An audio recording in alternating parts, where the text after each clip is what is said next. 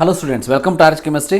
So ತಮಗೆಲ್ಲ ಗೊತ್ತಿರೋ ಹಾಗೆ ಇವತ್ತು ಆಗಸ್ಟ್ 22 ಸೊ ರಿಪೀಟರ್ಸ್ಗಳ ಕೇಸಿನ ಒಂದು ಹಿಯರಿಂಗ್ ಇತ್ತು. ಅದಾದಮೇಲೆ ಜಡ್ಜ್ಮೆಂಟನ್ನು ಕೂಡ ಇವತ್ತು ಅವರು ಕೊಡಬೇಕಿತ್ತು.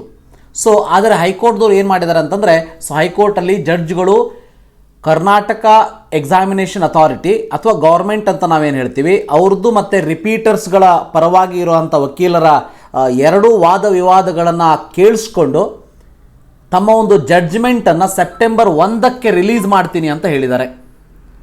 ಸೊ ಅಂದರೆ ಸೆಪ್ಟೆಂಬರ್ 1ರ ತನಕ ನಮ್ಮ ಕೌನ್ಸಿಲಿಂಗ್ ಅಂತೂ ಸ್ಟಾರ್ಟ್ ಆಗೋದಿಲ್ಲ.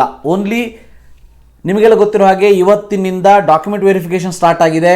BO ಆಫೀಸ್ಗಳಿಗೆ ಹೋಗಿ ನಿಮ್ಮ ಸ್ಟಡಿ ಸರ್ಟಿಫಿಕೇಟ್ ಇರ್ಬೋದು, ಕನ್ನಡ ಮೀಡಿಯಂ ಸರ್ಟಿಫಿಕೇಟ್ ಇರ್ಬೋದು ಅಥವಾ ರೂರಲ್ ಸರ್ಟಿಫಿಕೇಟ್ ಇರ್ಬೋದು, ಅದನ್ನು ನೀವು ವೆರಿಫೈ ಮಾಡ್ಕೊಳ್ಬೇಕಾಗ್ತದೆ. ಸೊ BA ಅವರು ಆನ್ಲೈನಲ್ಲಿ ಅದನ್ನು ಅಪ್ರೂವ್ ಮಾಡ್ತಾರೆ. ಸೊ ಇದರ ಜೊತೆಗೆ KEA ಅವರು ಈ ಹೈಕೋರ್ಟ್ನ ಡಿಸಿಷನ್ಗೋಸ್ಕರ ವೇಟ್ ಮಾಡಲೇಬೇಕಾಗ್ತದೆ. ಜಡ್ಜ್ಗಳು ಏನನ್ನು ಥಿಂಕ್ ಮಾಡಿದ್ದಾರೆ, ಯಾರ ಪರವಾಗಿ ತಮ್ಮ ಒಂದು ಜಡ್ಜ್ಮೆಂಟನ್ನು ಕೊಡ್ತಾರೆ ಅನ್ನೋದು ಇನ್ನೂ ಕೂಡ ಕ್ಲಿಯರ್ ಇಲ್ಲ. ಸೊ ಇಷ್ಟೇ ಗೊತ್ತಾಗಿರೋದು, ಸೆಪ್ಟೆಂಬರ್ 1ರ ತನಕ ಜಡ್ಜ್ಮೆಂಟನ್ನು ರಿಸರ್ವ್ ಆಗಿ ಇಟ್ಟಿದ್ದಾರೆ. ಸೊ ಎಲ್ಲ ವಾದ ಪ್ರತಿವಾದಗಳನ್ನು ಕರೆಕ್ಟಾಗಿ ಕೇಳಿಸ್ಕೊಂಡಿದ್ದಾರೆ ಜಡ್ಜ್ಗಳು.